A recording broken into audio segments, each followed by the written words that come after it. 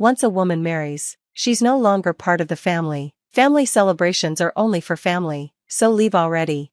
My sister, Amy, said this to me with a sneer, while my mother stood by, telling me to hurry up and go. I had returned to celebrate Amy's coming-of-age ceremony, hoping for some warmth, but my family treated me as an outsider. At that moment, it became painfully clear I was no longer one of them. My chest tightened, but I quickly composed myself. If that's how they feel, there's only one thing I can do: make them regret their words. My name is Sherry, I'm 22 years old, and I've grown accustomed to living on my own. It's been 4 years since I left home after graduating from vocational high school. Life hasn't been easy. I've worked hard to make ends meet. It's not luxurious, but it's the life I chose, and I take pride in supporting myself. Yet, even now, memories from the past linger like shadows. My mother and Amy's actions still weigh on me. The day before my first birthday, my father left us for another woman. My mother never forgave him. Unfortunately, I inherited his features, and because of that, my mother harbored a deep resentment toward me. You're just like him. Seeing your face makes me sick. As a child, I didn't fully understand her words, but I felt the cold stares, the disdain. To her, I was nothing more than a living reminder of her pain. In the beginning, my grandparents showed me some care, but as my mother leaned on them more and more for financial support, even they began to pull away. By the time I turned 2, my mother had remarried. Soon after, Amy was born, and my mother's new family unit was complete. Without me, I was an outsider. One day, I watched my mother, stepfather, and Amy pack their suitcases. "Where are you going?" I asked. "On vacation," my mother replied curtly. "Can I come too?" "Of course not. We'll drop you off at daycare." Their laughter echoed as they left without me. I was always left behind, sent to a 24-hour daycare while they went on family trips. Each time, I'd watch them leave with smiles on their faces, my heart sinking deeper into loneliness. At home, my mother's rejection became impossible to ignore. I was isolated, invisible to my so-called family. Once, Amy innocently asked my mother, "Why doesn't Sherry get a birthday party?" For a moment, I felt a flicker of hope. Maybe my mother cared, after all.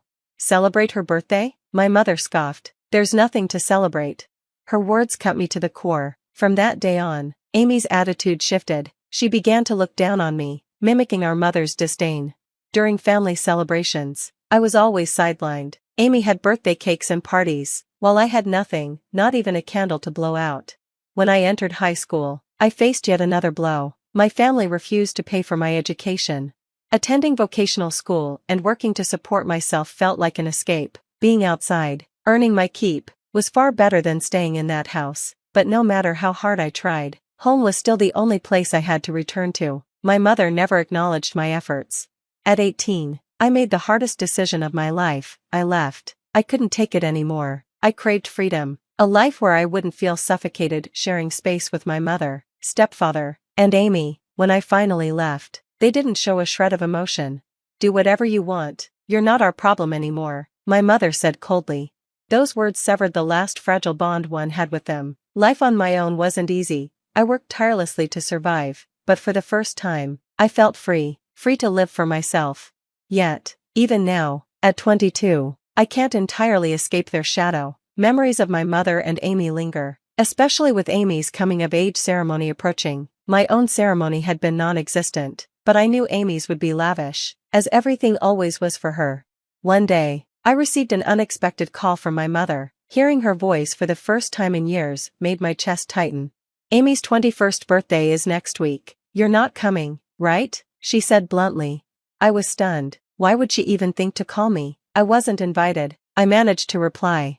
"Good. It'd be awkward if you showed up," she said, her words cutting through me like a knife. After the call ended, a weight settled over me. I whispered to myself, of course I wouldn't go, but the suffocating ache in my chest didn't go away. I thought I had moved on, that I'd severed all ties with them, but why did they still have this hold over me? I told myself I wouldn't let them control me anymore, but the past is a stubborn thing, it refuses to let go. Yet, amidst the pain, I felt a faint desire to confront it, to confront them. Especially Amy. Despite everything, I wanted to celebrate her milestone, so I bought a cake and a gift and decided to visit my family for the first time in years. Standing in front of the familiar door, my heart pounded. It had been so long, and I was terrified of what awaited me. When I rang the doorbell, Amy answered. Her voice was sharp and mocking. "Who's there?" "Amy, it's me," I said cautiously. "Stop joking. I brought a cake. Please, open the door." After a moment of silence, the door swung open. Without a word, Amy snatched the cake box from my hands and, to my shock, threw it back at me. The box hit the ground, the cake splattering across the floor. "What are you doing?" I asked, my voice trembling. "I can't eat food from a stranger," she sneered. Stranger. The word struck me harder than I expected. Deep down, I had hoped that despite everything, she still saw me as her sister, but hearing her call me a stranger made something inside me break. As I stood frozen, my mother appeared, laughing alongside Amy.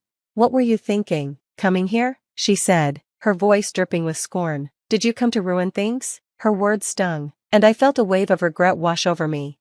"Why is she even here?" My stepfather's voice called out from the living room. "She's not family anymore." My voice trembled as I asked, "Am I not family?" "Why?" My mother scoffed. "Of course you're not family. We're not even related." Amy laughed, her voice cruel. "Did you really think you were one of us?" Their words crushed me. I had always known I didn't belong, but hearing it said so plainly tore me apart. "Clean up that mess before you leave," my mother barked, gesturing to the ruined cake. Numbly, I obeyed. As I cleaned, Amy and my mother laughed mockingly behind me. "She brought the cake and now she's cleaning it up herself," Amy said. Pathetic. Their laughter echoed in my ears, but I focused on finishing as quickly as possible. When I was done, I turned silently to leave. "Leaving already? Should have never come, huh?" Amy taunted. I didn't respond. As I stepped out the door, Amy called out one last time. "Don't come back, stranger." Her words echoed in my mind as the door slammed shut behind me, sealing the final chapter of our relationship. I realized I had been clinging to a false hope that something might change, that somehow, they might see me differently, but I was wrong. I was nothing more than a stranger to them, and maybe I always had been. It was time to stop wasting my energy trying to find a place in their lives. I already had a place where I truly belonged. That place was with my husband, Don. I met Don through a mutual friend, and from the moment he came into my life, everything changed. I had never thought I would get married. I didn't believe I deserved a family of my own, but Don saw me for who I was, accepted me completely, and never judged my complicated family history. When I shared my painful memories with him, he simply listened. "You didn't get to choose your family," he said gently, "but none of that is your fault. The family we create together will be your true home." His words warmed my heart, and for the first time, I felt like I truly belonged somewhere. With Don, I learned what happiness was. Our life together became my anchor, irreplaceable and full of love. But I had never told my family about him. I didn't want to invite their negativity into our lives. Still, news of my marriage somehow reached them. 3 days after the incident with the cake, my mother called unexpectedly. "I heard you got married. Why didn't you tell us something so important?" Her tone was accusatory, but I remained calm. "I didn't think it was necessary to tell you," I replied. There was a long silence on the other end. "Fine, do whatever you want," she said at last. "You'll end up alone anyway." This time, her words didn't hurt me. I had expected them. Instead, I felt reassured, knowing how happy I was with my new life. I wasn't alone, I had Dawn, and together we were building a family rooted in love and mutual respect. Her bitter remark was meaningless. It couldn't change my happiness. That phone call marked the final break between us. Or so I thought. 3 days later, the doorbell rang unexpectedly. When I opened the door, I was stunned to see Amy standing there. How had she found my address? Still, I invited her in. "What are you doing here?" I asked, my guard immediately up. "I just wanted to see what kind of guy you married," she said with a playful tone that put me on edge. As soon as she entered the living room, her eyes locked on Don. "This is your husband? Not bad at all. How did someone like you snag him?" I clenched my fists, anger simmering, but I stayed silent. Don, however, remained composed. "I'm Sherry's husband. Please stop with the unnecessary remarks," he said calmly.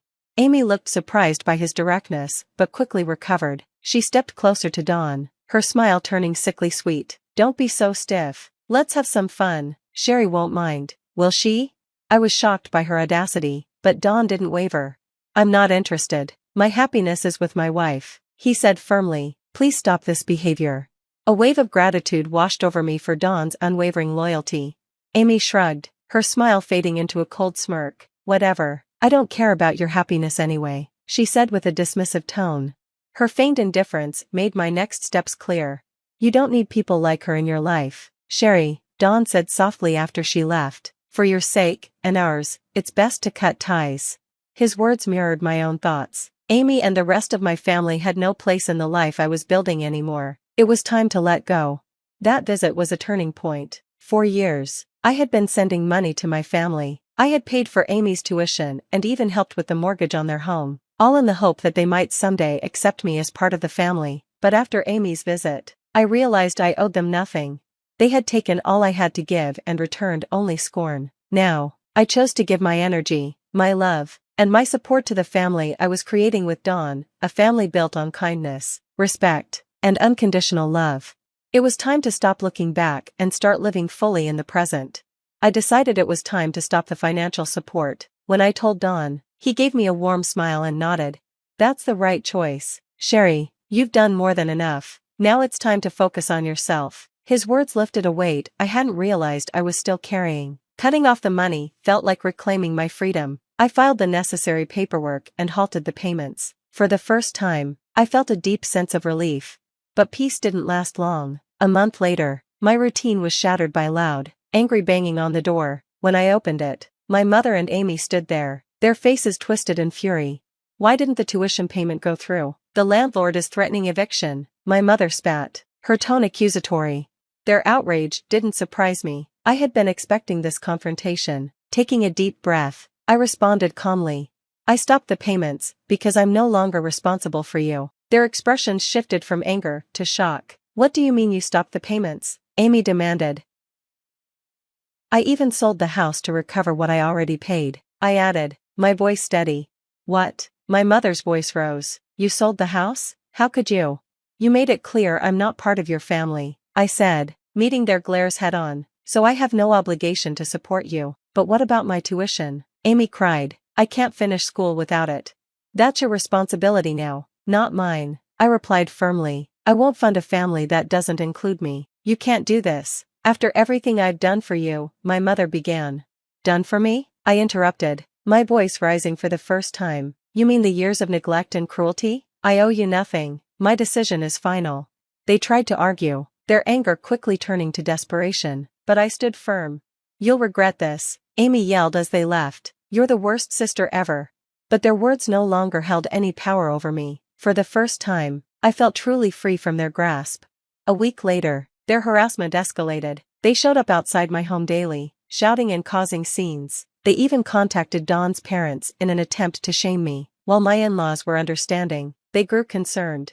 They've crossed the line, Dawn said one evening. You need to take action before it gets worse. At first, I hesitated, but I knew he was right. I gathered evidence from our security cameras and filed a police report. Initially, the authorities treated it as a family dispute and were slow to act, but I persisted. Finally, after another disruptive incident, the police intervened. My mother and Amy were warned to stay away, but they ignored the warnings. Their behavior escalated until the police had no choice but to issue formal restraining orders. Even my neighbors, fed up with the constant commotion, supported my case. Some suggested I move to escape the chaos. Don agreed.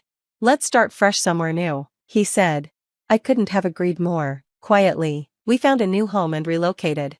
Even after the move, my mother and Amy tried to track us down. They even showed up at Dawn's parents' house, but my father-in-law firmly shut them down. Sherry is part of our family now, he said. If you have issues, they're your responsibility, not hers. Amy tried pleading with my mother-in-law for help, but she was equally resolute. You made your bed, now lie in it. Eventually, their efforts failed, and they stopped trying. For the first time in years, I felt free. The harassment had drained me emotionally, but once it ended, life became peaceful again. Dawn and I settled into our new home and focused on building a future together. My in-laws treated me like their own daughter, offering me the warmth and acceptance I had always longed for. Sherry, your family, they told me one evening, whatever happens, we'll always be here for you. Their words gave me a sense of security I had never known. Meanwhile, my mother and stepfather's fragile relationship fell apart without my financial support. Eventually, they divorced, and my mother lived a quiet, isolated life. Amy, too, faced the consequences of her actions. A potential marriage fell through when her fiancé learned about her family background and past behavior. Left to fend for herself, Amy struggled to rebuild her life. Despite everything, I couldn't bring myself to pity them. Their actions had led them to this place. In contrast, my life with Dawn flourished. We grew closer with each shared experience, facing challenges and celebrating successes together. We've been through so much, but look at where we are now, Dawn said one evening as we relaxed in our cozy living room. He took my hand and looked into my eyes. Let's focus on our future. I want to make you as happy as you make me. His sincerity brought tears to my eyes. For the first time, I felt like I belonged somewhere, with someone who truly cared for me. The shadows of my past no longer loomed over me. Dawn and his family became the family I had always longed for. Their love and support healed wounds I once thought would never mend. Family isn't just about blood, Dawn's father had once told me. It's about the bonds you choose to nurture. Those words stayed with me. Looking back, I saw my struggles with my mother and Amy as a painful but necessary part of my journey. They had taught me resilience and the value of true family. As Dawn and I moved forward, I knew I had finally found my home, a place filled with love, stability, and a future worth cherishing.